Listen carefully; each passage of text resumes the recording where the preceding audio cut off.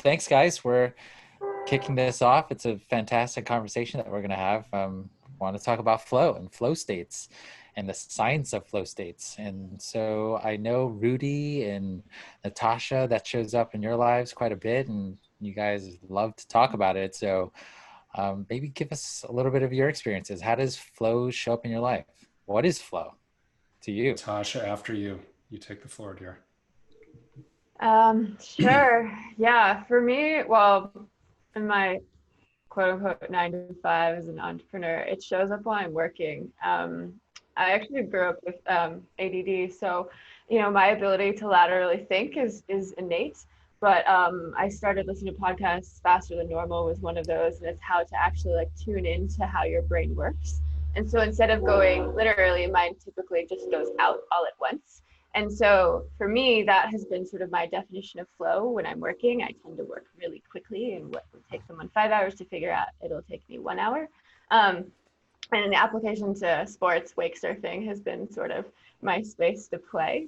It's been amazing too, while healing from Lyme. I know Stephen Kotler, you have a similar story, and just reconnecting with nature. So for me, within that space, it just really lets me not think about anything. And as an entrepreneur, that's something it's hard to turn your brain off. And so after about 30 minutes of being on the boat and getting behind the boat, wake surfing, that's when it really turns on. And what's amazing about that is in the next day, I just can get so much more done, but in a more effective, smart way, not just, okay, I've worked harder, I've worked intentionally smarter. So I definitely feel the effects of flow afterwards, as an athlete, and then also working. So it's amazing. Right. How about you, Rudy? Rudy, how about Good you? answer. Yeah, so the first time I've ever thought of the experience of flow was with Lynsey and Stephen Kotler at one of the weekends on a ski weekend years ago. And I went there with my wife, who's also a professional dancer, a choreographer. So we were applying flow on the mountain, and growing up, I think it's always been kind of a subconscious habit. And I never really thought about it. I started playing ice hockey, which is a very fast twitch, fast reaction sport at 4 years old. Played competitive hockey my whole life. Played football. I was a skateboarder. Was in pools and half pipes. Was a downhill skier my entire life. So it was always like inherent that I was in a flow state, and didn't realize how addicted my body was to it until after I left college and started my own company and became a CEO. That like, if I don't exercise, physically I can't detoxify properly, mentally I can't detoxify properly, and I need like that fast twitch response. So I'm always kind of attracted to those sports that balances my neurology out. And my wife's like, go out and skateboard, go out and roller hockey, something else, or I'm just not sane. So for me, tonight's conversation, I'm super stoked to have it with dear friend Lynsey. Super stoked that Stephen, you're here to kind of explain and nerd out with you. But I'm really interested in the accessibility standpoint on how the everyday Joe or the weekend warrior can kind of understand when they're in a flow state and apply it to their, before walking into our boardroom, for example.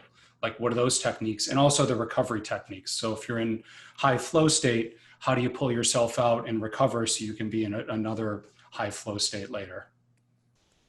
Yeah, all right. Very cool. Avisha. I think there's multiple different types of flow states, and as to how I get into them, at one point I actually heard Stephen talking about something along the lines of getting lost on Wikipedia, or just some type of micro flow state where you look up and don't realize that you got distracted by something. And honestly, I think that's the type of flow state I tend to get in the most frequently, because I find myself going down like rabbit holes of reading through research journals where I see one and then it references another one, and then 2 hours later I realize the work that I was supposed to be doing. But that's like that type, and I'd love to hear Stephen's thoughts on that later, if I'm just like patting myself on the back saying, oh, I was in flow. But growing up, I would say the nerd in me is going to come out yet again, which is video games. It's definitely something that turn it on, go in, and it encompasses the entire mind in a way that is sort of cheating, because it really grabs you in with lots of different stimuli. Yeah, I was going to say. I think very call my addiction an addiction or call it a Yeah. flow state, and I'm addicted Yeah. to the flow state. Yeah. We'll see what the experts think about that. Right, exactly. I wanted to I wish ask. I was more like Natasha, and it happened a lot during work. Yeah. Good Yeah. word, addiction, right? So we're going to get into hopefully the science and the neurotransmitters and the sympathetic and parasympathetic nervous system, right? Because those are addictive feelings. Yeah, and speaking of Natasha and work, I mean, I was totally, I've missed like two consecutive calls with Natasha because I've been so in flow at work. Like I just like lost track of time. And I don't know if I could use flow as my excuse for, gosh, I'm sorry, I missed our call because I was in flow. But yeah, it's what happens. All right. So, but I've heard so much about Stephen and Lynsey. I can't wait to bring them to the table here. And why don't we just go right ahead and bring them up? So you guys know Stephen, but Stephen Kotler, I was reading his bio here. It's so incredibly impressive. So I learned so much here. Stephen's a New York Times-bestselling author. He's an award-winning journalist and the executive director of Flow Research Collective. He's one of the world's leading experts on human performance and the author of 11 books, including The Future is Faster Than You Think, Stealing Fire, Bold, Abundance, and the Rise of Superman. His work has been nominated for 2 Pulitzer Prizes, been translated into over 40 languages, and appeared in over 100 publications, including the New York Times Magazine, Atlantic Monthly, Time, Wired, Forbes, and he's also the co-founder of the Rancho del Chihuahua Dog Sanctuary. Can't wait to hear more about that. All right, and Lynsey, she's one of the most accomplished women in free skiing. She's been named Powder Magazine Skier of the Year, has starred in ski films from Warren Miller, Teton Gravity Research, and Sherpas Cinema, and is one of the first, is the first female to be featured on the cover of Freeskier Magazine. She's also a director. She's a creative force whose talent has transcended the world of skiing. Her photography has been featured in National Geographic and Outside Magazine, and is the creator and host of the podcast Showing Up. All right, well, welcome to the table. Let's get Lynsey up here. So those bios don't suck. You guys have done all right for yourselves. Pretty impressive. I just want to also note. High performers. Yeah, exactly. But Lynsey, I also want to add on what a great friend and like your spirit, like getting to know you as a friend and knowing your, you know, your inner workings and just your subconscious. You're such an amazing human being. It's an honor, honestly, to be your friend. Thank you so much for saying that. So, Thanks for getting a hyperbaric chamber. We should talk about that too. Okay, sure. anyways. Absolutely. Hey, but Stephen, thank you so much for joining us this evening. So super psyched you guys are here. First question, you ready? Lynsey, I'm gonna go after you if you don't mind. And then Stephen, if you can piggyback. Lynsey, do you have an example of like your most epic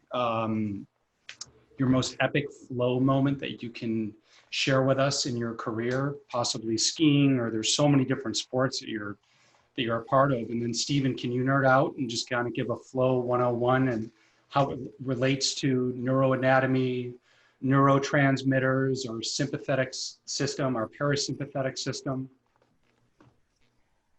For sure. Yeah, I also just want to get everybody to check in with Stephen here. He's I've been actually taking his course for the last, I don't know, as I can get it in, and I'm just I want him to get recognized right away because he has created this language, and we're so lucky to have his time that puts into words and into a framework and into a language that not only science can get behind, but the rest of us can start to really apply to our life. So just really excited to share this state that we all know that we've never been able to have a language to talk about. Absolutely. So thank you for creating that. He's such a mad scientist. We're just so lucky to have him. And here I am just talking my face off. So you asked me to talk about a flow state. The most epic flow state that you can remember. Looking back after understanding Kotler's work, like looking back, like, holy crap, I was in like an epic moment in that flow state. Yes, it is such a treat to get to share this story. And it's not short. Go as long as you need. There's what I love about this flow work is that it's not just the fluffy side. It's not just the happy side. It's really talking about the work that it takes to basically live and do things that only a superhero could do. And this was one of those, like, not the prettiest motivators, but the original reason why I stepped up to ever even consider hitting a cliff that you shouldn't live off of, 7 stories high. And after I'd heard people tell me that the female body was incapable of landing such a stunt, and having these belief systems be the norm because there hadn't been a female to do that yet.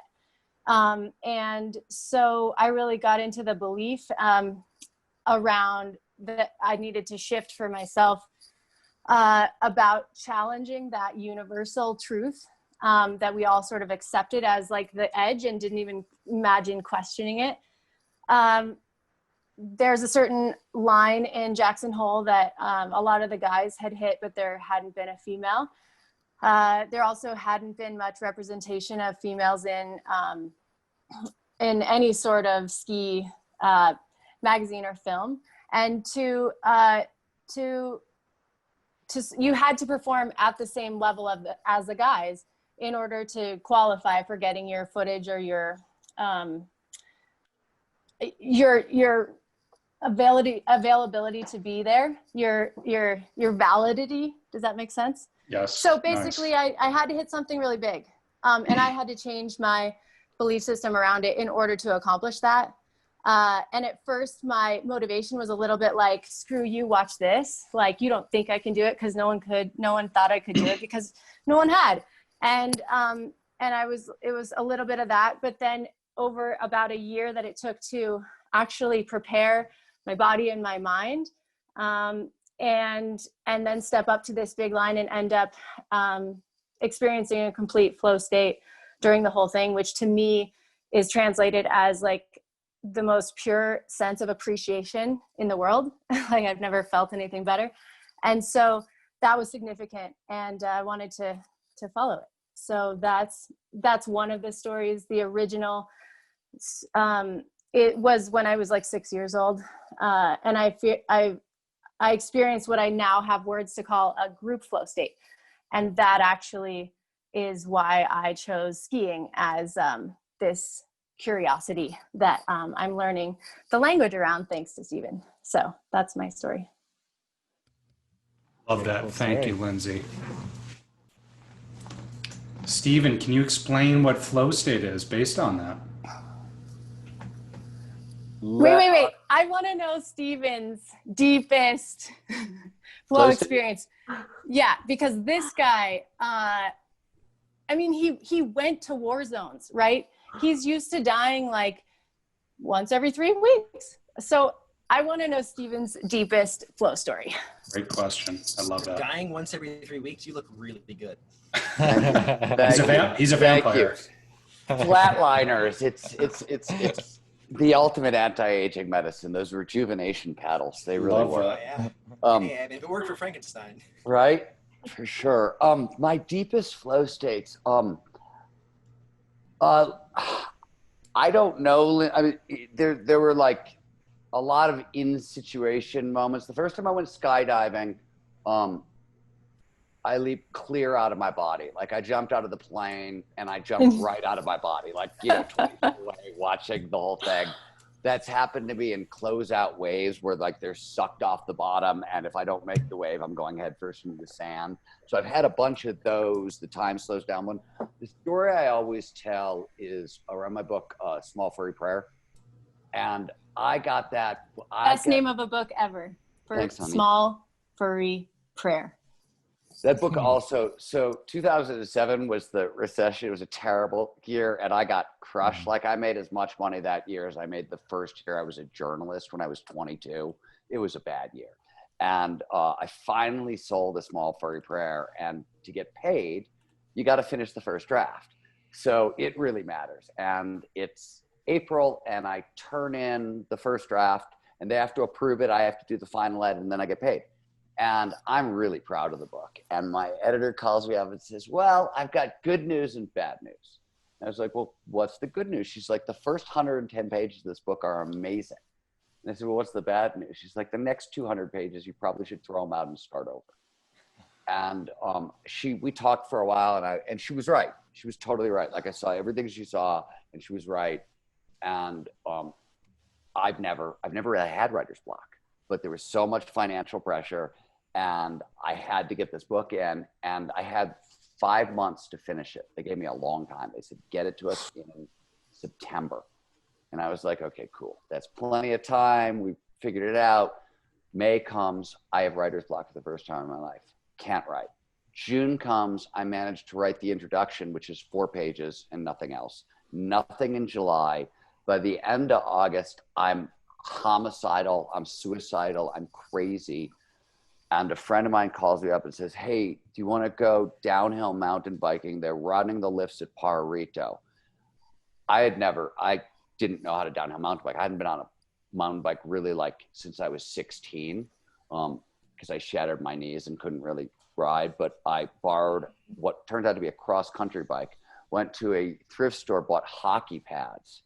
And nobody ever looked dumber on a bike. And, got into this astoundingly deep flow state that I came home still in the flow state and loved downhill mountain biking, and came home still in flow and started to write and didn't stop for 2 weeks. And I ate and slept, but I didn't stop. And I wrote the entire second half of the book, rewrote it in 2 weeks, turned it in because I was so pressed for time. It was the only time in my entire life I edit every word in every book I've ever written has been rewritten 4,000 times.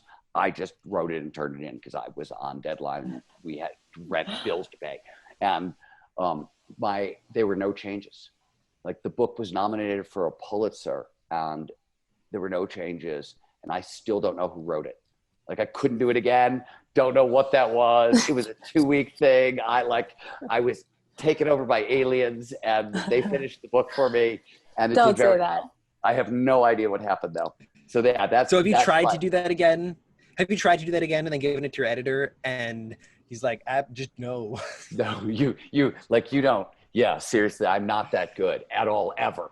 Like, not even in magazine articles. I don't think there's one magazine article I've ever just commented, or blog even, that I just vomited out. That's kind of how I feel when I make lunch or dinner. It's just like, I can't remember that recipe. I don't know what happened. It just came out great. But I have a question about the financial pressure. So I know when you're writing a book, the publishers are putting a lot of pressure on you with time and money and all that. Do you feel that pressure can actually put you in, force you into a flow state, or does it impede the flow? Okay, so let's now go to Rudy's question and talk about what is flow and a little bit about the neurobiology of flow, because the answer depends on a ton of stuff. Anxiety, which is norepinephrine predominantly, mostly can block flow. A little is helpful, too much is terrible, and it depends on a whole bunch of stuff. So makes sense. Starting really briefly, scientists define flow. It's an optimal state of consciousness where we feel our best and we perform our best. And it's those twin elements, both performance and emotion, that are really key and sort of make flow distinctive. It's any of those moments of total concentration, rapt attention on the task at hand. We get so sucked in, everything else vanishes, right? Time passes strangely, sense of self disappears, and all aspects of performance, both mental and physical, sort of go through the roof. And as Avisha, am I pronouncing your name correctly? Yeah, you got it. Avisha, cool. As Avisha pointed out, when he was talking about his best flow states, there's a spectrum. Flow's like any emotion in terms of how it affects us. You can take anger. You're a little irked, you're homicidally murderous. Same emotion, different ends of the spectrum, right? Flow, you can have micro flow and macro flow. Micro flow is exactly what Avisha was talking about. This is where you get so sucked into a video game or so sucked in down a rabbit hole of thought that an hour goes by and you didn't notice it. And maybe your whole sense of self didn't disappear, but bodily sensation did. And like an hour later, you pop in, you're like, oh my God, I got to go to the bathroom so badly, right? You totally forgot your sense of body, self, right? It wasn't totally, you had a little bit of consciousness in your head, but like that was gone. And then there's real men use the other bottles. extreme, right? Lynsey's story, right? Hucks an enormous cliff. Time slows down. She feels one with the universe, enormous amounts, right? So it's a spectrum. And we're starting to get a better handle on what that spectrum is. When psychologists define flow, because it's helpful to take it one more step, they talk about, depending on who you ask, 6 to 9 core characteristics. I've mentioned some of these before. So the complete concentration in the present moment, the merger of action and awareness, the vanishing of self, time dilation, a couple other things. That's how you define flow, by these 6 characteristics. They all show up. If they all show up turned to 1, that's micro flow. If they're turned to 11, that's macro flow, right? So it's a spectrum experience. So that's why it feels like there's a whole bunch of different kinds of flow states. It's actually just a spectrum, which, by the way, I should point out, there's a whole group of really smart people led by a researcher named Christian Swan in Australia, who I totally disagree with, but they argue that there are a whole bunch of different sub-flow states. There's a bunch of people who do agree with you. I'm not one of them. I think we're looking at a spectrum, but open question. We don't really know yet. So would you characterize the difference in that regard? Like if we were to be able to finalize and answer that question, would it be, these are the neurotransmitters that are produced during flow? Yeah, let me walk you spectrum. Through, let me walk you through what we sort of like think we know about what's going on in the brain in flow. There has been there's a lot of knowledge. That's the one thing that's worth, like when I wrote Rise as Superman, everything we knew in the world sort of went into that book. We have learned a ton since then. Research has exploded in the United States, in Europe, actually all over the world. There's good flow papers coming out of Pakistan and Iran right now. Don't ask. But Doc Rudy asked a question earlier about flow and cortisol. One of the best cortisol studies I've seen just came out of Iran. So we have a good understanding of what's going on in the brain and the body during flow. I won't go into crazy detail. You can ask me whatever you want and I'll try to answer it. I'll keep it fairly high level. What we know is when you're talking about what happens in the brain during flow, you want to know essentially 4 things. We're going to focus on 3 of them. You want to know neuroelectricity and neurochemistry. These are the 2 ways the brain talks to itself, right? It sends signals between itself electrically or chemically and to the body. And then you will need to understand neural anatomy, where in the brain something is placed, and networks, because things very rarely take place in just one spot. It's usually a bunch of different spots working together, right? That's what we're talking about. So from the biggest shift in flow appears to be in neural anatomy. And what happens is large swatches of the prefrontal cortex, the front of your brain that's right back here, higher cognitive functions live here. Long-term planning, logical decision-making, sense of morality, willpower, that's all prefrontal cortex. It gets very, very quiet. It turns off, essentially. This is why time passes strangely in flow. Time is a calculation performed all over the prefrontal cortex. As it starts to shut down, we lose that ability. And in fact, we can lose it very, very, very quickly for other reasons that I'm not going to go into. So that's what happens to our sense of self. Self is created by a bunch of different structures in the prefrontal cortex. When they start to shut down, self gets very quiet as well. We see changes in brainwave function. So right now, we're in a fast-moving wave called beta. It's where you are when you're awake, you're alert. Underneath beta is a slower wave. It's known as alpha. This is daydreaming mode, right? The brain moving from thought to thought, not a whole lot of internal resistance. Below that is theta. That's really slow. That's REM sleep. But now there's no internal resistance in thought. This is where, like in REM sleep, that green sweater you're thinking about becomes a turtle, becomes an ocean, becomes a planet, right? Ideas move, right? That's theta. Flow takes place predominantly, it appears, on the border between alpha and theta, right there. Electrically, it's like 8 to 10 hertz, basically. Okay. Now, we don't live there. So flow, every time you make a decision, you go through a decision-making cycle, and flow is an action state. One decision is leading to the next, it's leading to the next, leading to the next. Every time you make a decision, you pop out of alpha theta and go up to beta and all over the fucking place. Pardon my language.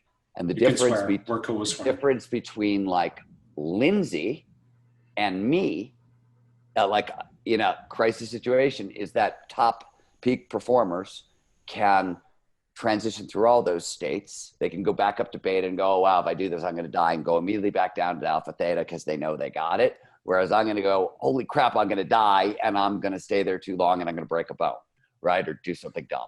And that's what normal human beings do. That is one of the things that separates professional athletes from the rest of us, that ability.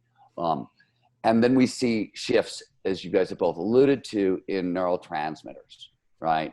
And what the biggest shifts, and look, there are 200 different known neurochemicals and neurotransmitters, and we definitely have not, identified all of them, and a ton more play a role in flow that I'm talking about here. And so if I'm talking quickly, I'll say 6 neurotransmitters appear to play a role in flow. Some of them are completely unproven at this point, or more research is needed, but we know for sure norepinephrine, dopamine, endorphins, and anandamide. There is some proof that serotonin plays a role, and there are a lot of very smart people who say oxytocin play a role, including Paul Zak, who's probably the smartest guy in the world right now on oxytocin. His studies, we can't see his studies because he did them for the Defense Department. So like, I like him. He's a nice guy, but I got to take his word for it. I don't take any of his word for anything. I'm just a cynical bastard. So until I see the data, I don't believe the oxytocin thing is totally true. Can I piggyback? Have you guys looked at any diagnostic imaging, such as SPECT scans or brain MRIs? So there has been 4 or 5, possibly, it depends how you're defining flow for the purposes of the study. But there have been 5 studies. The most famous ones were run at Johns Hopkins by Charles Lim and Alan Braun. They looked at jazz musicians in flow. Yeah. They played a standard in one condition, they improv'd in the other, right? The standard was just wrote the improv condition, flow arose in the middle of it. And then they repeated that experiment with rappers. So rapping something that was already written and so there's really good imaging on that. And you see, especially in their imaging, you see almost complete shutdown of the prefrontal cortex. Yeah. The only thing that stays active, and there's arguments on this point, I tend to agree with Lim and that group, is the medial prefrontal cortex seems to stay active in flow, mostly because, so you know how in flow, what you're doing, it's perfect, but you also can, like you're playing the standard as well as you possibly can, but you can improv on top of it, right? That improv, that's the medial prefrontal cortex, which governs creative self-expression. If we were saying it for lay people, and if we were saying it for scientists, we would say, this helps determine action plan selection and retrieve long-term memories for action plan selection and blah, blah, blah, all that stuff, right? But that's what's the one part that stays active. There have been a couple other studies that have also found similar things. Some of them have focused on specific things like dopaminergic functions. So how do we know that the striatum is active in flow? Because there's been specific studies that have looked at that stuff. My mentor, Andy Newberg, looked at oneness with everything, cosmic unity, which happens in flow. And so we've got all his neural imaging work on that too. And it sort of goes on and on. There's still there's not debate about the deactivation. There's debate about, is it total hypofrontality or is it localized hypofrontality? And Arne Dietrich, who came up with the transient hypofrontality thesis and has argued complete for total, is a friend of mine, and I like him a great deal and respect him immensely. But I think more and more the evidence is leaning towards localized hypofrontality. You get a big deactivation, but what exactly is turning off and when seems to be about both how long have you been doing the activity and what is the activity. I could be wrong, but that's what it seems like these There's days. An interesting study outside of Harvard where they would put Buddhist monks meditating into MRI chambers and studying brain activity. So maybe by No, the end of that this is it conversation. Harvard or Yale? Because if you're talking about the Yeah. Judson Brewer stuff at Yale, he Yeah. discovered that this medial prefrontal cortex Yep. turns off. We think that's the difference between Maybe meditation it was a and Yale flow. study, yeah. Oh, How do we put an MRI chamber on Lyndsey's head while she's ripping backcountry? Maybe that's our workaround conversation for the end of this conversation. Well, Virtual reality. wait for Mary Lou Jetson to finish Blue Water. I mean, the answer is infrared holography is the answer to your question, because that's how we're going to get a portable fMRI, and it's coming. Are we there yet? Probably not. That's a super build it into a helmet, right? I've been trying to do it for years. I've been trying to build. I wanted to build EEG or FMIR, which can handle the most noise, into a ski helmet to see what we can learn. I've been trying to find a helmet maker who worked on it for years. I'd love to do it. Love that. Interesting. Stephen, you had mentioned, by the way, interesting that you bring up freestyle rapping or rap artists, because I took the 8-week course through Freestyle Love Supreme, and on the first day of the class, they were talking about this exact thing, that the reason why people are so terrified of, freestyle rapping or being able, like, they just don't have that flow, is because their prefrontal cortex, or the activity in their executive center, is too active, and we're too worried about what other people are thinking about us. And so, so with that, I wanted to ask, so so much about the science and how to tweak it and turn it off. What would you do with this superpower? What do you do with this superpower of, like, being able to go into a flow state like that? I mean, because if I was trying to utilize flow to become a freestyle rap artist, I'd be able to turn it on and off whenever I could. But so I don't think that's true. That doesn't seem to be how it works. Here's a couple things you should know on this one. So it turns out flow states have triggers, preconditions that lead to more flow. And we're starting to really get a handle on the neurobiology. Most of them drive norepinephrine or dopamine in the system, which are big focusing chemicals, or they lower cognitive load, which is all the crap you're trying to think about at any one time. And there's about 22 different triggers. And for example, in our classes, the class that Lyndsey's taking, we measure flow pre and post. We've trained a lot of people, and we're seeing consistently 78% increases in flow. How are you measuring it? We're using the standard Susan Jackson and Csikszentmihalyi's standard flow short scale. It basically takes, remember I said there are 9 characteristics of flow, and it uses a Likert scale.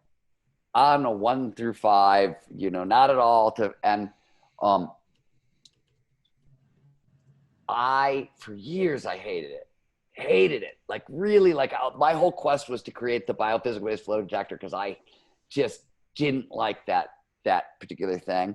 And I still don't particularly. I would much rather measure something neurophysiological. I'll be much more comfortable. That said, so many, like tens and tens of thousands, that test has been so well taken and well validated and proved itself useful again and again and again and again. Like, the data is so big at this point, you just sort of have to shut up. It's like the numbers are just too big that it gets good results, even though it bugs me. But I feel you on that. Wait. So shut up and flow with it. Could you explain what you mean by it? Like, there's flow short scale, meaning the problem is it's not that the scale is bad. The scale's great. It's not that this core characteristics of flow are wrong. It's that asking you, Lyndsey, you had a flow state yesterday, and tell me, how much did your sense of self disappear on a scale of 1 through 5? How accurate are you going to, you know what I mean? Like, that's what's troubling to me. It gives us, we've now asked so many people those questions that we have information that you could trust, but it's still, that's why so many people have been looking at the neurophysiology of flow. And that's why language is having such a hard time describing it and pinning it down, in my opinion. The language around flow, this is a whole new language for science, right? You've got to remember that we don't think of it, but emotions were not a real topic for neuroscience until 1996. When that's crazy. This book, Affective Neuroscience by Yacht Concept, got published. This was the very first time most scientists went, oh shit, emotions are real. Literally, like that book traced the neuron by neuron pathway of the 7 primary mammalian emotional systems. And suddenly scientists went, wow, emotions are real. Consciousness wasn't real till like 2003.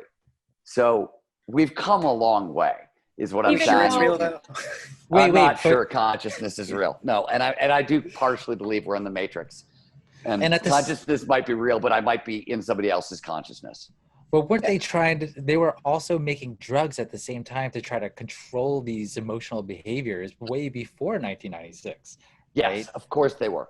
Yeah, mood modulators and things like that. Yeah. Way back. It's but in terms of neuroscientists and philosophers of consciousness talking about emotions and real things, and the question of, do animals have emotions, right?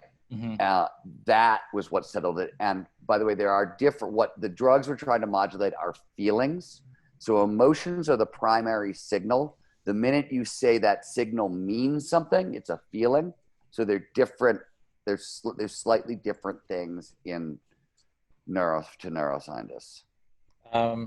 Really quick question. What did we land on in terms of, do animals have emotions? Oh yeah. They do. Yeah. I mean, by the way, Of course. at this point, Okay, but like, I'm just wanting to know what the scientific community is. David, Yeah. so David, you have to understand the discussion right now, and it's a real discussion among real neuroscientists, are, do trees have emotions? Yeah. I hear you. So let me put it to you this way. So Plants, what we know, emotions are neurochemicals, right? Like they're produced by neurochemicals. Trees process information with neurochemicals. They exhibit altruism. We know that. We've got study after study. They exhibit empathy and altruism. They process information the same way, and they sense the environment through pheromones, which is essentially like what a dog does. They smell the world. So they are there's a very real, weird, complicated discussion on tree consciousness right now. I love it. But how does a tree exhibit altruism? The hidden life of trees. So yeah, the hidden life of trees, or the secret life of trees. There's like 4 other books. I'm looking at them. But so if you take a bunch of seeds that are related to each other, and you plant them with seeds that are strangers, right, not related to the plant will grow away from their relatives, so they don't steal light from their relatives, and towards the strangers, so they take light from people that strange plants. Wait, so that's competitive. That's competition, but it's altruism towards their kin, and they will also do the same thing. They'll coexist with other plants, and they'll share light, and they'll grow apart if they want to, depending on signaling and relationships. Is there also tree seppuku? Pardon me? I said, isn't there also like tree seppuku, where one will like fall over to provide either more light or resources to the neighboring trees? I haven't heard that, though. That sounds like something Richard Powers would have written around in the Overstory. I was in one of those TED Talks about the topic. They were talking about that, how they observed trees. I didn't know they that. Observed trees that would actually fall over in order to provide like nutrients for its light space and nutrients for like their specific descendants based on like the triggers that they were watching. It's so cool. Of course, I feel like we're a little off the topic. We're way off the topic, but it's cool because we don't have a timeline. Our cutoff is 3 a.m., so we got tons of time, guys. Keep going. We're in flow. So go ahead, David. Sorry, no, you're in flow. I just keep interrupting your flow. All right. Go ahead. So you mentioned briefly earlier, first, that flow is between like the alpha and theta waves, and then also you mentioned triggers for getting into flow. I feel like we're at the point of the conversation where we could start talking about how to really get into flow. And your story about your first like 2-week writing period brought to mind, and when I was finishing my master's thesis, when I say finishing, it was really finishing and starting at the same time, because I wrote the entire thing in 2 weeks after supposedly having been working on it for like 1.5 years. And the only way that I did that was I had this soundtrack of waterfalls going with some sort of harmonic music in the background that I just trained myself to hear it as a trigger and just tune out everything else. And more recently, tried to look into all these different audio tracks that have underlying frequencies trying to produce certain brain waves, brain states, but I've never really come to a good body of evidence showing that they work. So I'd be really curious to hear your thoughts on that matter. You don't have to hear my thoughts. You could. So Chris Burka, who runs Advanced Brain Monitoring, they make the best EEG equipment in the world, pretty much. She got interested in the question of sleep and sleep training using sound frequency and sound for performance. And they tested using the best EEG in the world, every single binaural beat, sound frequency, blah, blah, blah. None of them, not one thing produced a consistent neuronal result. They couldn't find anything that they validated. Now, let me also say that the folks who run both Focus at Will Henschel's company, and Brain FM, who is associated a little bit with Northwestern, have been looking at this question, and they have a lot of data that says I'm wrong, right? They have a lot of data that says I'm wrong. I don't know enough about the subject to actually, you know what I mean? I don't have an opinion. I trust Chris and her neuroscience more than I trust Brain FM or Focus at Will. But that's neither here nor there. That's just like, you know what I mean? I know Chris better than I know the other people. You know what I mean? So, to talk about flow triggers, like, I want to go back to Lynsey and just like kick something. So Lynsey, you said you took a year to get ready to ski that cliff. Exactly. What did you do? Exactly. What did you do? That's biohacking in itself. Yeah, let's start there with what Lynsey did over the course of that year to prep for that cliff, and then we can talk about it in terms of flow triggers. Thanks, journalist Stephen. What did I do? I think the biggest one worth mentioning that I'm actually most proud of is that I changed my belief system. And that was a commitment that I made that I didn't talk about or anything. It was this experiment of if I could change my belief system, what could I accomplish? And then I tapped into this other belief that that we're told all the time, which is that we are one. And if we're really one, then I should be, even though I'm being told a female body can't withstand this impact, and only men can, because we know that muscles are built differently in men and women.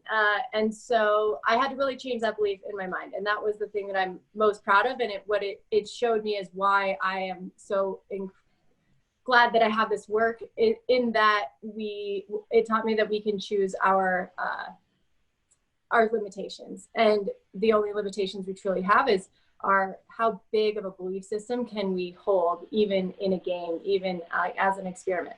And so that's the biggest thing. And then after that, it's just the little things like Stephen says too, is like showing up time and time and again at the gym because I want to see if I can do this thing, and showing up, at 5 a.m. at the mountain over and over, watching the snow, learning every bush, every tree on a mountain, and then doing the visualization to live it true, even though I hadn't seen it. So I had to create the vision and then live that true with practice and showing up for it all the time. And I always say, just building this life that most people wouldn't think was possible. It was the same sort of belief system. I decided to do one thing a day toward that crazy dream that I didn't necessarily tell anyone about. And, I'm sitting in it now. So, awesome. Yeah. I love that. But you're a unicorn. You're not a normal girl. You're a unicorn for sure. Just another belief system we can all choose to adopt. Yeah. Yeah. By the way, Lynsey and I disagree with you, Rudy, on this one. We were talking about it the other day. That's the real thing I think you learn. So Andrew Huberman, Dr. Andrew Huberman, who's at Stanford, who we work with from the collective, he said the most brilliant thing the other day that is so true. He said, if you really get to know peak performers, and he does a lot of work with the teams and the spec ops group, they will all, the one thing every peak performer knows is it's always crawl, walk, run. Yeah. That's the thing, by the way, that peak performers know, that everybody else thinks there's a shortcut somewhere. What peak performers know is it is always crawl, walk, run. So you don't waste any time looking for a shortcut. Yeah. You know, right? Like that, the thing about learning is it feels terrible because you're bad until you're better. It's invisible. Learning sucks until it doesn't. Yeah. And it sucks for everybody. And one of the main differences between peak performers and everybody else is that peak performers already know that. They don't expect it to feel any different. And they're not mad when it sucks. Yep. Right? Like it doesn't like, oh, it's going to suck for a while. Okay, that's just how this feels. This part of this particular process feels. Oh, we're mad. We're definitely mad. Lyndsey, do you know? So Use that as humbling. tools. Oh, I get mad too. Yeah. Oh no, I mean, it's just so humbling. Like Yeah, I've been attempting to learn how to surf, and it is beyond humbling. And it sucks to suck at something, especially as an adult. And Doesn't look like you suck though. well, it's oh god, it sucks, man. I'm in a huge You're nailing it. plateau right now with this new foil board. But this is something I want to share with women is that. Yeah, actually it is uncomfortable for the first 5 or 10 times, but if you're willing to get through that first 5 or 10 times where your boots suck and it's freezing cold, then I promise I'm going to show you some magic, but like, let's get through it. Yeah, and nobody really exactly. talks about this stuff, and yeah, super refreshing. So the other thing is, also, we know, this is sort of backwards facing. We're going to come back to the flow trigger thing in a second, but this is really an important thing to point out. Flow itself creates grit. And for example, if you look at incoming high school freshmen, and you look at what they call their primary secondary activity. So high school's their primary activity. So maybe they're in marching band or they are football. What their primary secondary activity freshman year, the greatest indicator of will they still be doing it as seniors is how much flow did it produce as freshmen. Flow is so fun, so autotelic, so rewarding. It's what eases the suffering, right? Flow is what makes the grit worthwhile, and peak performers already know that, right? It sucks at the beginning because you haven't started getting the flow that is going to reinforce this thing that you're doing, and then it's not going to suck as much. So it also sucks if you've never had someone before you show you that you belong there, whether, you know, from whatever diverse background that needs to see this. Yeah. So now I want to come back to let's talk about flow triggers. Let's talk about the thing you were talking about, the belief system.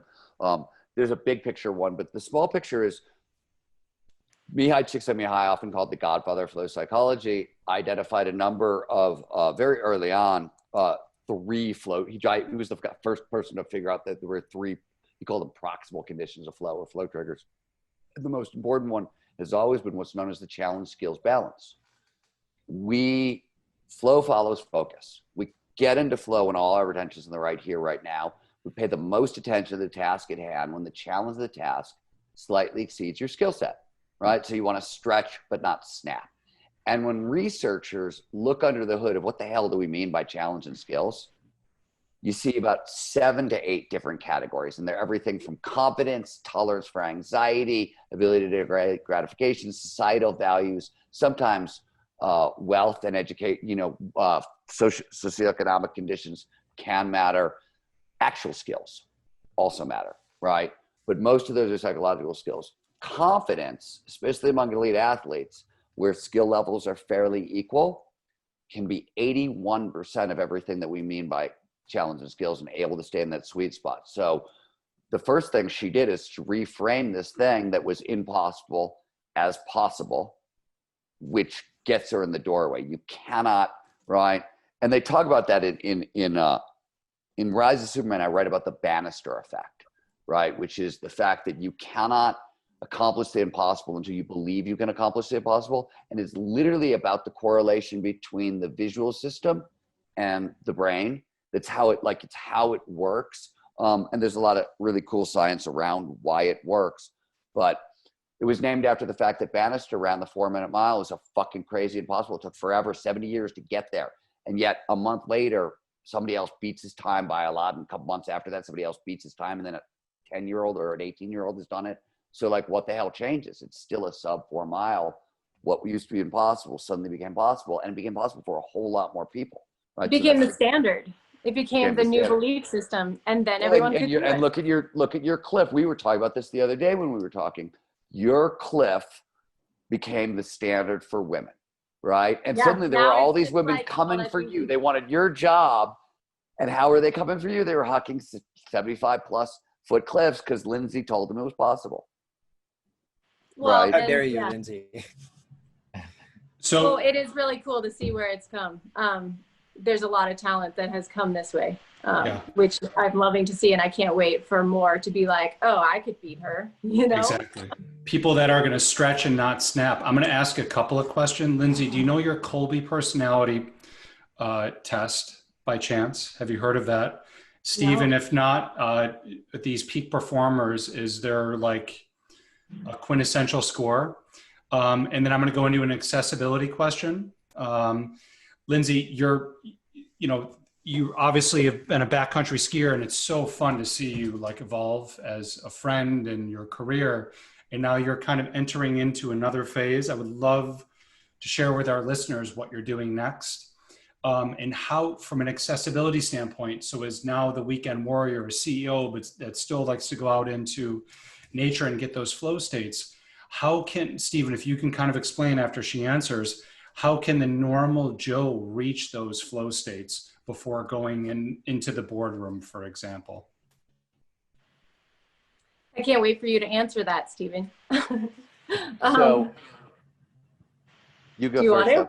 No, you go first. Kolbe personality score. Lynsey, do you know? If not, you gotta report post. Got it. Okay. So now, And then just explain, kind of give a shout out to what you're doing. You're getting. Okay. Well, first, when you say next, I feel like what I'm doing, and because there's still two. Yes, there's exactly. Love there's that. two. Thank you. There's two really big athletic drivers right now that get me up in the morning and scare me. That I'm, you don't talk about yet. You know what I mean? Those things. So I'm still very motivated in that way. And so I hear a lot of people saying, "What are you doing next?" And you're really it's time. I don't know. Just I've been doing this for a long time, the ski thing. And I feel like I am just starting to have my mind, especially with this training, meet the strength of my body, as where I've never felt that before. And I'm really applying it in a cool way. So that's athletically, and but I'm also having this opportunity to get to share. We're leading a course around this fall, the really doing of what we talk about. We're so, we have access to all these amazing talks, and we know exercise is good, and we know mobility is good, and meditation. And this is a course to actually do the doing together. We'll meet once a month.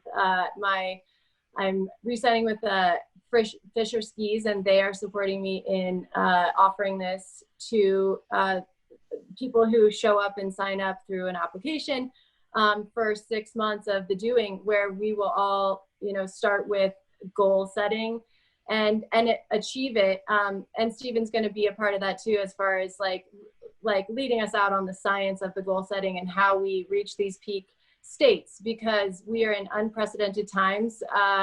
The future is ever more By the way, uncertain. Fisher has to bring back the vacuum boot. You I'm said willing it. to do I it. hope I'm willing to someone do is it. listening. They can have me for free, but they got to find me an old pair of vacuums before I do it, because they killed me. And for ski fans, like one of the reasons Kotler is so rad is because he's obsessed with buttering, and buttering is rad. If you're a skier, you want to feel this sense of style. We'll have to explain it, but it just feels so good, and it shows a lot. So anyways, where was I? I got lost in my train of thought. Or you are in your and phase of life. Your next, Stephen's going to be a part of this and moment. Well, my mission is to represent the divine feminine in the mountains, and nice. and show that we can fly, and we are rooted in love, and what can we're so much more capable than we thought we could. We were. so now how can this epic person, Lynsey, that's been in a flow state her whole life, now move into this and moment and another career and apply her flow states to more of a white collar position, if you will? So that's the accessibility, Stephen. How does that work? How can the white collars learn from this lesson? So I'm going to mostly talk about flow triggers, but I want to start with something that Tasha said, because she had on a really important point, and it's worth bringing back, which is she goes out and does the thing that she loves and gets into flow, and the next day shows up at work, and the result is heightened productivity, heightened creativity, and more flow. And that happens for two different reasons. Reason one is the obvious. Flow is a kind of focusing skill, right? It only happens when our attention is in the right here, right now, but it also means it's a kind of particular attention where we're paying attention without the prefrontal cortex being totally active, et cetera, et cetera. But it's a skill. And, you know, all the mindfulness research teaches us that we can train up focusing skills. So every time, the more flow you get, the more flow you get. So when you get flow on the mountain, when you get flow, you know, whatever, we call it your primary flow activity. So this is the main mistake people make, especially as they get more and more successful, is they stop doing the thing that they love that produce the most flow, right? Because children and marriages and jobs and et cetera get in the way, and you're costing yourself. You're costing yourself because this is your main training for flow, right? Like you're training your brain to get there. Also, speaking specifically what Natasha was talking about, this is not my research, this is Teresa Amable at Harvard discovered that the heightened creativity that shows up in flow, and a lot of different people have tried to measure it. We've tried to measure it at the Flow Research Collective, they tried to measure it at the University of Sydney in Australia, a couple other people, and it's huge. It's a 400 to 700% boost in creativity. And creativity is literally, using the technical definition, the creation of novel ideas that are useful. So it's a 400 to 700% boost in that. And if you break it down into all the subcategories, problem identification, all the other things that go into creativity, we've tried to measure all those things too in flow, and they still look like that big. So huge boost in creativity. Productivity come also because of all the feel-good chemicals you get during flow. Those linger on, and you see exactly what she sees. So one way to get more flow in your life is literally don't stop doing the easy stuff that produces more flow. There's really good neurobiology that shows, like, do that. And it's exactly what people get busy and they stop doing those things. All right. Now, so if my business partner comes to me and says, "Why are you playing video games right now?" I'll say, "It's Stephen Color's fault. He said it makes me get flow." Yeah, this is the easiest thing you can do. Stephen is not wrong, but like, remember, like I still ski 2 to 3 times every week, but when I'm not skiing, I work 17-hour days. Okay. And even when I'm skiing, I usually work 7 hours and then ski 8 hours. So like, I don't think flow is an excuse not to work. I think flow is an excuse to work more. Got it. But so let me ask, Rudy, I've been dodging your question a bunch and I don't mean to. So let me just answer it quickly and then we can get on to a more fruitful discussion. One, really important for people to understand, one of the most well-established facts about flow is it is ubiquitous. It's universal. It shows up in anyone, anywhere, provided certain initial conditions are met. This is how evolution shaped our brain to perform at our best. It is available to everybody. It is utilized by everybody. In fact, research shows that 5% of your work life is probably spent in microflow without you even noticing it. So it's actually, microflow is actually pretty common and we just don't notice. All of the flow triggers, as I said, drive attention in and out. So you want more flow in your life, those triggers are your toolkit. So for example, dopamine drives flow. If you want more dopamine, well, you can use novelty, right? When you travel, do you get so much flow? Because everything's freaking novel, and anytime you see something novel, you get a spike of dopamine, and focus gets driven more into the present. You see something else new in it again and again. Complexity. So you've experienced awe. You look up at the vastness of the night sky, right? It's very complex.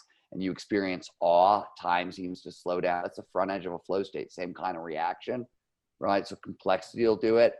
Unpredictability will do it. Unpredictability is why our phones drive dopamine, right? Maybe they liked me on Facebook, maybe they didn't. Oh, I got that like, cool, more dopamine, right? Risk, emotional risk, intellectual risk, creative risk, physical risk, of course, obviously, but there's no priority to physical risk. We've been talking about it because it's Lynsey and me as well. You know, there's a bunch of accident sport athletes on the call, but you know, it doesn't have to be physical risk at all. In fact, public speaking is the #1 fear in the world, right? Yep. So like, you really want to go after this one, right? And, you know, talk to any frequent public speaker. They'll tell you that in a good speech, you don't know what the fuck you said because you were in flow the whole time, right? That's like if I'm in flow during a speech, the only time I know that like it's when it's over. Like people start clapping and I'm like, wait, where the hell am I? What happened? What just happened? Duly noted, I'm going to have my daughter on skis her whole life and a musical theater. Good. So there's also the challenge skills balance. This is so critical, right? If you asked David, you asked a question earlier about anxiety, right? This is where we started. We finally come back to your answer, which is with the challenge skills balance. If you're anxious, the challenge is going to be too great. So we always say that with flow work, there's a bunch of peak performance basics, the positive psychology basics, the dumb stuff, regular exercise, mindfulness, gratitude practices, healthy nutrition and hydration, social support, and sleep, right? Without those 6 things, you can't do this on a regular basis because you can't rise to the challenge. So you got to take care of your energy level physically and emotionally using all the basic stuff. And then you want to, like, when you go, you want to be in attack mode, right? You flow. There's more and more evidence that you actually have to trigger the fight response to actually get over the hump and into flow. So like, you're always going to go from like this moment of like frustration of, oh, this is hard, into I'm going to fight back. And then you might drop into flow almost immediately. But there's always going to be that moment of, you know, and everybody here has ridden a mountain bike? Yep. Okay, I figured. You guys know this experience. You go out mountain biking and you think in your mind on your way there, you're like, oh, it's a bicycle in the mountains. It's going to be flowy and mellow. And then you get on the trail. And that's all you remember from the last ride. And that's all you remember. And then you hit the trail. The first thing you remember is you're like, oh my God, this is a violent sport. And if I try to be flowy and mellow, I'm going to get my ass kicked and go to the hospital. And you've got to get into attack mode right away. But there's that moment where you're like, oh, fuck, I got to work that hard. And then you dive in and suddenly you're in flow. We've all had that experience of just like, oh, crap. And then you dive in, or if you're a skier and you come upon, you're like, oh, crap, there's, 1,000 feet of bumps in front of me. I'm going to have to do some work here, right? Like, and then you do, and it drops you into flow. Love that. All right. Yeah. With all this, by the way, with all this talk of like anxiety and risk and physical risk, do you give warnings when it comes to flow or recommending flow? I mean, is there a dark side to flow? Because yeah, so there's a handful of things worth talking about here. It's a good question, David. Thank you for bringing it up. One, like if you try to take our class, we interview everybody. And one of the reasons is we are screening for bipolar disorder, because flow produces a massive amount of dopamine. And if you have bipolar disorder, you're going to have a problem, right? It'll say, or if you're schizophrenic, also same problem. Yeah. So there are mental health concerns around who should do this work, for starters. Two, as I don't remember who said it, I think all of you said it one way or another, this is really addictive, right? You're talking about the 5 most potent feel-good neurochemicals you can produce. And like, these are, you know what I mean? We do cocaine. All that happens is dopamine gets released in the brain, right? Endorphins, there are 20 different ones, but the most common endorphin in the body, these are internal opiates, right? Is the most common endorphin in the body is 100 times more potent than medical morphine. These are hugely addictive drugs. And if you get a lot of them and then you get cut off from them, it does not feel good. And Yeah. You know, you can have depression, you can have problems. And when you have an experience like I had, where you're a writer who's used to getting into flow every day, and you get writer's block and you're locked out of flow for 6 months. I was suicidal before I went mountain biking. Like before that happened, I was literally like, I was punching the floor on my office. I was so frustrated. I thought I was absolutely crazy until I heard David Foster Wallace interview where he talked about the fact that sometimes he got so mad writing Infinite Jest that he would punch the floor in his office. And I was like, see, it's not just me. Yeah, I mean, that's how I feel when reading Infinite Jest. But the quintessential example is rock and roll artists, right? They're on stage, they're in flow, and then they get off stage and they want to continue staying in flow. And they're, you know, they're artificially enhancing that. And then the next day they're on a bus, they're not recovering. And it's this constant, like, wanting to be in that flow state. And when they get off tour, they're having significant problems. We saw it in surfing over the past 5-6 years, all the drug overdoses on tour.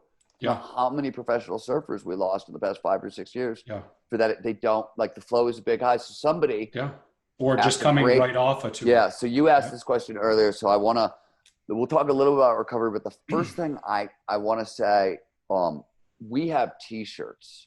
The only swag the collective has say, never trust the dopamine.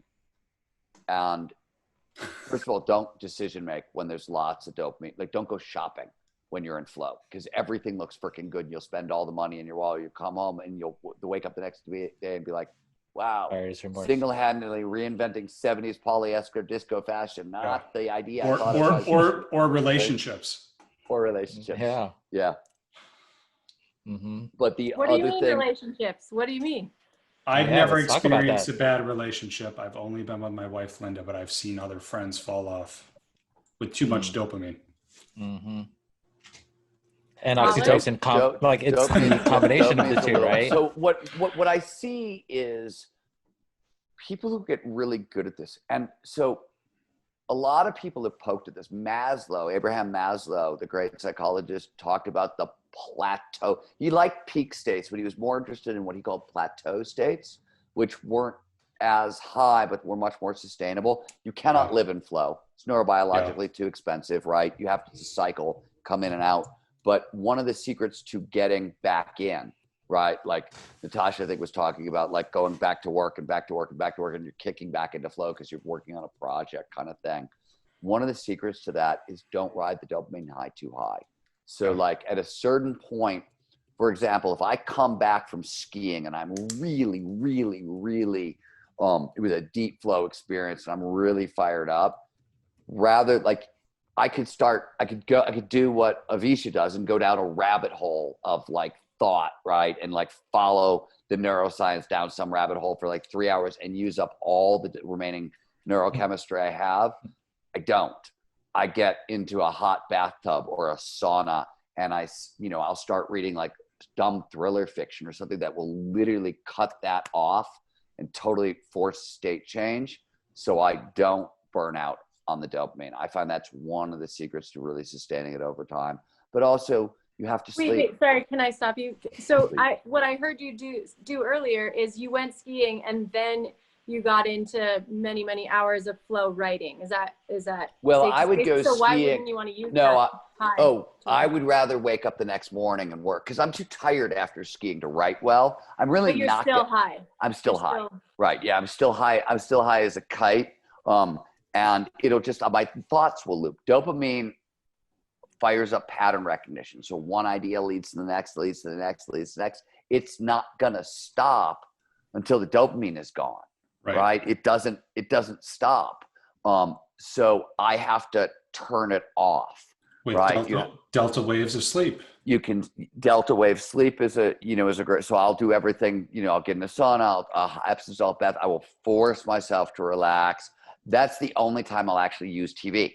It's the only time when I'm trying to get out of flow, I'll use TV. Okay, so go back to just finish on how this applies to relationships, and then I'll let you guys. That was not my comment. I always tell people, like, when it comes to relationships, don't trust. I mean, I've had a long marriage, so maybe you could trust me on that. But, like, I don't know. I'm not a relationship expert. That's one of them, perhaps. Well, then what were you talking about, Dr. Rudy? I'm not going to name names on this conversation, but people in dopamine highs and hyper excited states at certain parties, and then they have the Burning Man girlfriend for a couple of days. Right. And, it's like, oh my God, I'm in love. And like, this is my end all be all. And then they go back to a normal state of reality and like, what the heck are we doing? That makes so much But sense given what Stephen was saying about the shutdown of the prefrontal cortex, which is the seat of decision making.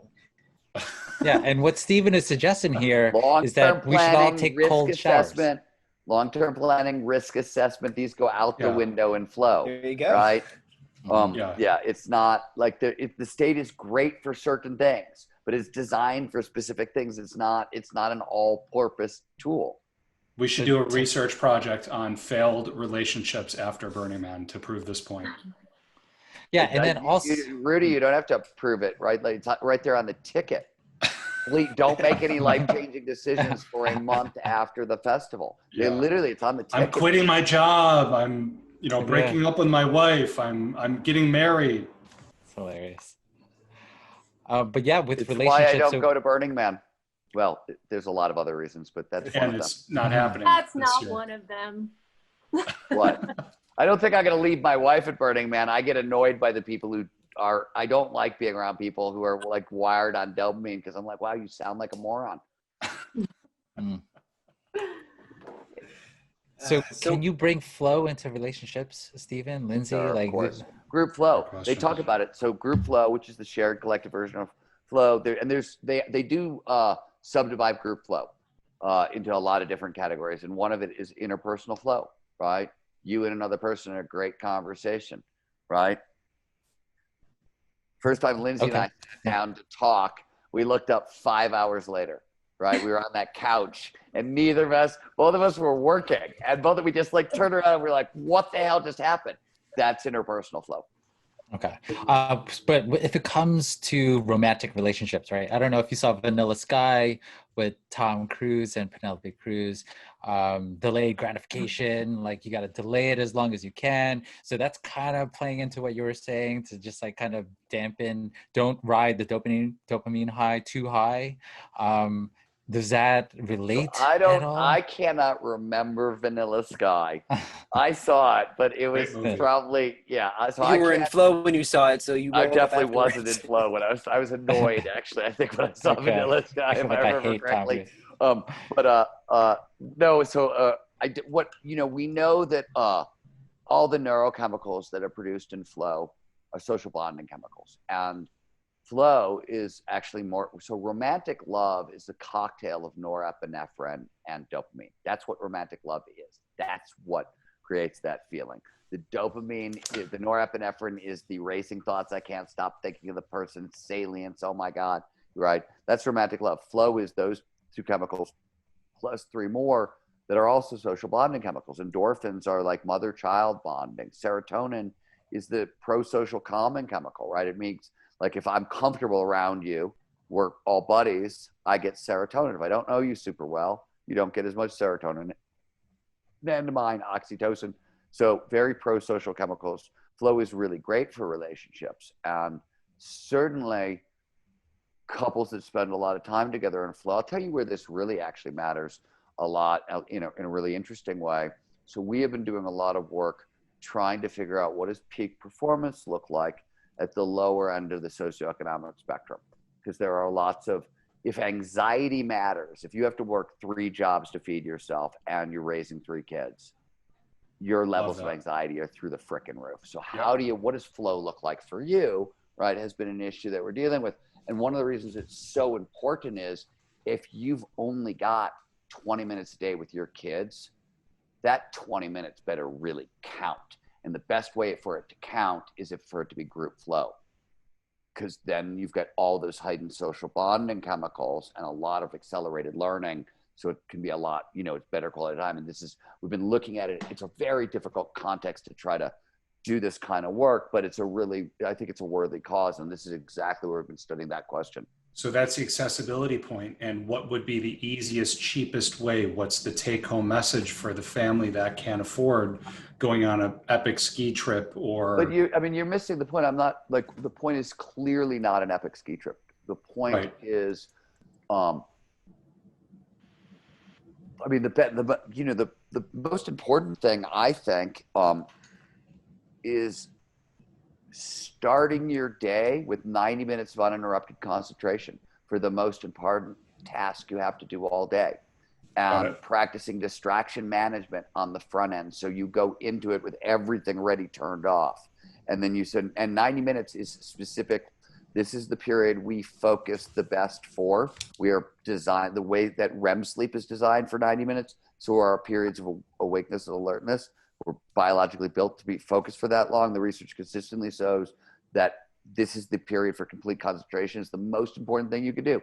Start your day with a 90 to 120 minute period of uninterrupted concentration and use it devoted to your hardest task. For me, that's writing, right? And I do more than 90 minutes. I'll write from 4 a.m. till 8 a.m. every day.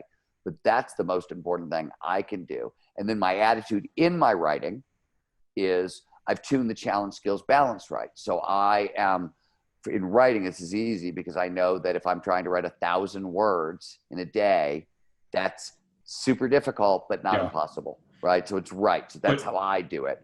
But to each his own. And, you know, so that those are like, it's really practical and simple. It's not, the biggest problem with flow hacking is it's so unsexy.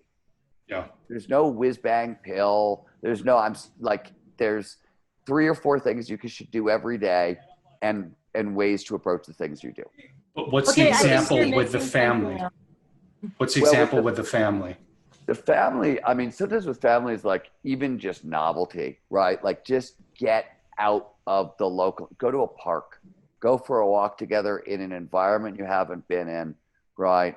And certainly a walk in nature is always a good fix because it calms us down, right? We know a 20-minute walk in the woods essentially outperforms most of the SSRIs on the market.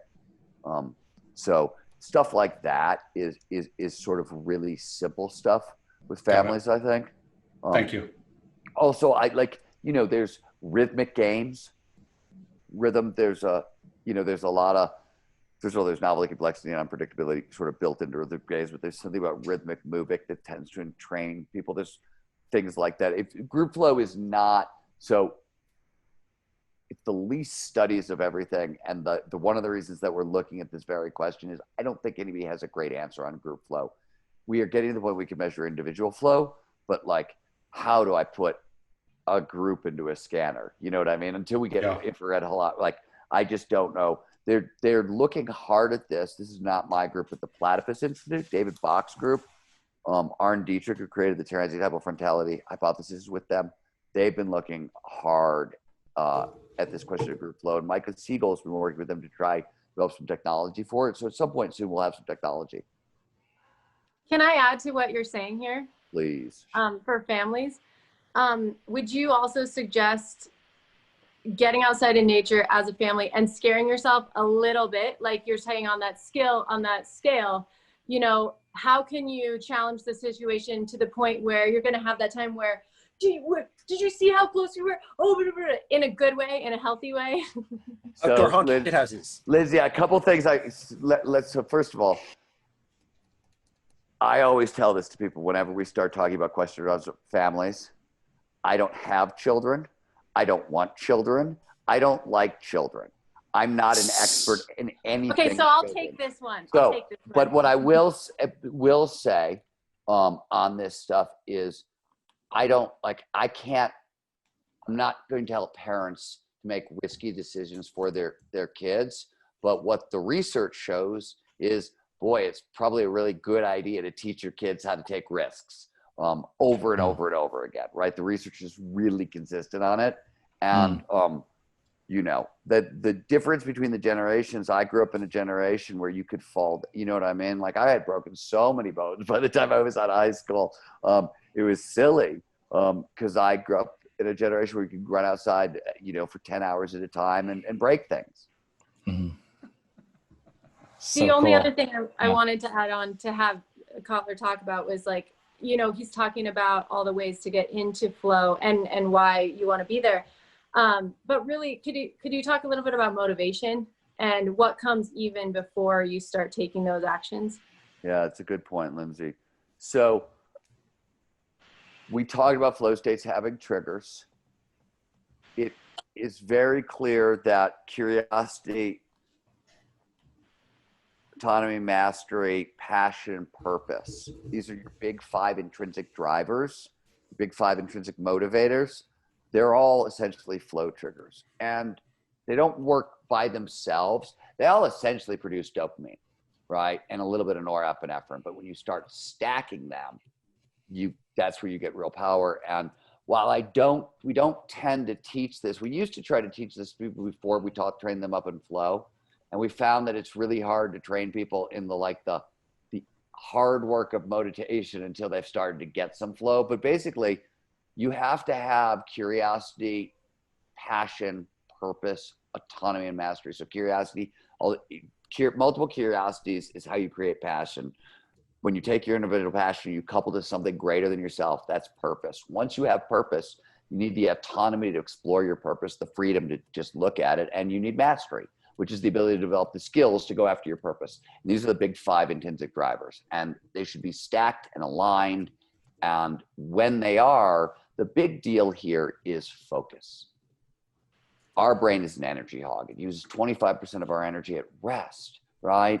And so most of that energy when you're actually activating the brain is spent on focus. It's really energetically expensive. When you're motivated, when all your intrinsic drivers are lined up, you get focus for free. And you don't have to expend energy for focus, right? When people talk about motivation, what they usually think about is grit. Grit is what you need once the motivation runs out. When you properly stack your motivations, you have to rely on grit a hell of a lot less, right? Because grit is a trainable skill too, but it's hard and you've got to earn grit, and grit doesn't really get rewarding until it's generating a lot of flow. So you want to start with all your intrinsic drivers, I always think. That is such a great takeaway. Thank you, Lynsey, for bringing that up. I know we are coming up on time, but we have some rapid fire questions that we definitely want to get out. So Avisha, do you want to kick that off? Sure. One quick question for Stephen, which is, we've been spending this whole time talking about all the underlying aspects of flow and how to structure a mindset to get into it.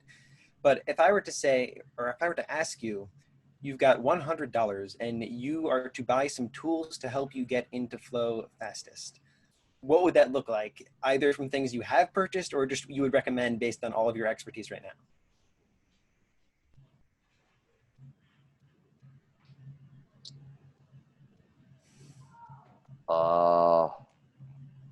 It could just be a single item that costs not too much that you think. So there's 2 answers here. But if you've got $100 and you're really aiming for flow, I would probably be spending it on a cup of coffee, some really good sativa, and some iTunes songs to play on my Walkman. I mean, there's not really flow in a pill, but that's you add in a couple other things and you're gonna get close to that. That's not the exact answer you want. I don't really. A good pair of hiking shoes. Like, you can't get that for $100 anymore. Yeah. So I don't, that was what was popping into my head. And that's just me. Because the other thing you have to remember is there's 22 different flow triggers. Not everybody is super susceptible to all of them. This is my point to Lynsey with the risk. Not everybody is wired for risk, right? For example, my wife is not at all. We run a dog sanctuary. She works with animals all day long. Her favorite high is the altruism-based flow state known as helper's high, right? It's a flow state brought on by altruism. Same triggers at work, but it's altruism. There's not much risk involved on that one, other than the creatures we're caring for. We do hospice care work and special needs work, so they're usually very sick and dying.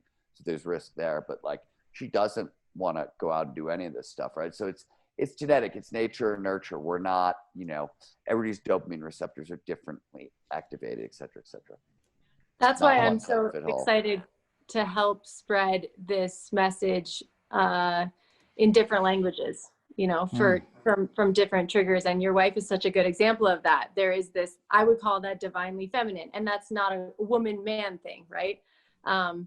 My fiance's mom is one of the kindest, sweetest women in the world, and she just needs to, she's with plants all the time. And it's like this other communication that no one's talking about, and it's not in the science. And so I'm excited to help you, you know, broaden your reach in that way too. Love that. Thank you, Lyndsey. Love that. Yeah, we all know, right? Lyndsey, wait, I Yeah. just want to, for clarification purposes, you're gonna find me a big fan base among the plants. Because That one, I too. think the plants like me already. I They just have already to like say, you, dude. You I know have to they say, I've already got a like good. you. Some of my best friends are trees. But That's will they what I'm saying. They're sacrifice looking out for themselves you. for you? Yeah. But okay, so Lyndsey, I have a question for you. It's a kind of a rapid fire question, and going based off of the motivator stack. All right. So what would you say your flow motivator stack is like, or what's your stack? Could you, Why in do a you do different what way? you do? Like, it's kind of like, why do you do what you do? Are you doing it for the glory? I know you were talking about this a little bit beforehand, Okay. right? But what drives you? Is it the glory? Is it do you know, to help people or to show, Feeling. you know, yeah. What did you say, Dr. Rudy? The feeling, is it the feeling, or, you know, showing what you can do? For me, it's an idea of this feeling that it will be once I get there. A big motivator right now is I really want to fly with dolphins, like check that off the box. And so I'm trying to figure out how to get there. There were definitely times that I probably wanted to prove something, and that motivated me. There were. Whoa. Lost you there. Well, let's start from the top on that one. I've definitely been motivated by, and the impact I could have, and found out I could do a lot less than I hoped I could, which was also really disappointing. When you're talking about, you know, helping others, and the best way I think that I can do that is by reaching my highest potential and then saying like, these are the tools that I used. And that's why I'm so excited to be offering this course and say, hey, I want to reach this new goal. Do you want to join me? Because, you know, we're so isolated, and our world has shifted, and I think we need each other. And why not all step up to like what we once thought was unattainable or impossible together, you know, and see how it goes. So. Love that. Thank you for that. Yeah. Awesome. All right, Great. Stephen, I know you have a book coming up that's out in November. Is that correct? No, I got a book in January, Art of Impossible. Art of Art of Impossible drops in January 15th, 20th. That sounds so boring. Yeah, no, Lyndsey, I know. I'm sorry about that. And God, I didn't even have a good comeback. Shit. That was Don't funny. worry, we can edit this. You've got time. I got time. We'll just splice it in to like right Okay. after she says that. All right, cool. Although speaking of books, that brings me to another question. You're sitting behind this or in front of this massive bookshelf. You've written 11 books. In the last year, what book has really stood out to you that you enjoyed? Honestly, I'd like to know both fiction and nonfiction. I know you're in the sci-fi genre. Fiction, there's two, and it's hard to pick between fiction. Charles Yu's How to Live in a Science Fictional Universe. Have you ever heard of this? No. Sounds very appropriate. First of all, he's great. He's an awesome novelist. It's very fun. And it is the coolest book on time and memory that I've ever read. I'm not going to tell you anything other than like everybody should read this book. It's a blast. First of all, it'll blow your mind. And if I tell you anything else, it's going to give away too much. But How to Live in a Science Fictional Universe, though close second is John Dies in the End, which is also maybe the craziest book I've ever read. John Dies in the End. Right. Love that title. Both are astounding. And nonfiction, Jesus. The best nonfiction book I've read, it's gonna probably be a super geeky science book. That's my favorite type of books. So by all means. That's the only books we know. Okay. I'm reading, you're going to ask me who it's by, and I'm going to have a hard time pronouncing his last name because I always screw it up. But I'm reading Rhythms in the Brain by Buzaki. So I've been reading a bunch of books on neurodynamics, which I don't understand at all, very well. And I'm trying to understand, which is like, we talk about brain waves, right? But like all the different brain waves in the brain interact with one another as electrical fields and things like that. And those are neurodynamics. And I've been trying to learn about that. And Rhythms of the Brain is maybe the slowest book I've ever read in my, in at least a very long time. I can read like 4 pages at a time. And then I just got to think for a while. Great. We know those. Okay, I totally can turn this. I'm sure we could all go for hours and hours talking about this. And we've been chatting. We have to turn this into a second episode. So we can't wait for that opportunity to bring you on again. But in the meantime, I want to thank you so much for joining us this evening for this fabulous conversation. I learned so much. I took a whole bunch of notes. I can't wait to share it with the world. Is there any way I could ask one more question, or are we on a hard out? No, I'm dying for one question for Lyndsey too. I'm so sorry. Yeah, sure. Go ahead. Not for me, but Kotler, why is flow so important right now, given the times? Love that. So 3 or 4 reasons, Linz, and no particular order, but flow appears to be, and this is well established in positive psychology, like the meaning, purpose, well-being, all those terms, when you ask psychologists to define them, flow is literally baked into those definitions, right? Like when they talk about the best we get to feel on this planet, it's a high flow lifestyle attached to purpose. That's literally that you want, the best life you could possibly have. Find something you do that betters the world and produces flow. And you're so like just at a simple, like human being, I would like my life to matter, and I would like for it to feel good. That matters to everybody. For me, the really big levels. So for example, we are doing a little bit of work with law enforcement right now. And we're not doing work with law enforcement because they want like peak performance. We're doing work with law enforcement because flow over time has been shown to expand empathy and perceptual and environmental awareness, your ability to perceive the right. So like you want people who are not reacting on instinct. You want people who are empathetic, who can pause a second and make good decisions, and that demands flow. So from a empathy, and the most important one, and you know I feel this way, so thank you for the softball pitch over the plate, so I get to talk about what matters most to me in the world, which is I care the most about plants, animals, and ecosystems. I'm a big believer in empathy for all, and that means empathy for all people, but empathy for plants, animals, and ecosystems. And flow automatically expands environmental awareness. Why does this matter so much? There's 50 years of science that says when your brain can't process reality, it's too much information, right? And it filters out all the crap that's unimportant, that's not threatening your survival or doesn't directly apply to your goals. So when you live in a box and you stare at a box all day long, what goes away? The plants, animals, and ecosystems. Yep. We don't even see them. So if you talk to psychologists, eco-psychologists who literally study how the brain interacts with the natural world, and you say, hey, why are we in the middle of the 6th grade extinction? Why are species die-off rates 1,000 times greater than normal, right? Like what the hell is going on? It's not just that the Industrial Revolution, helped and hurt too much. It's that the byproduct of the Industrial Revolution is we now tune out the natural world. We don't even see it. We don't perceive the very thing we're trying to fix and save.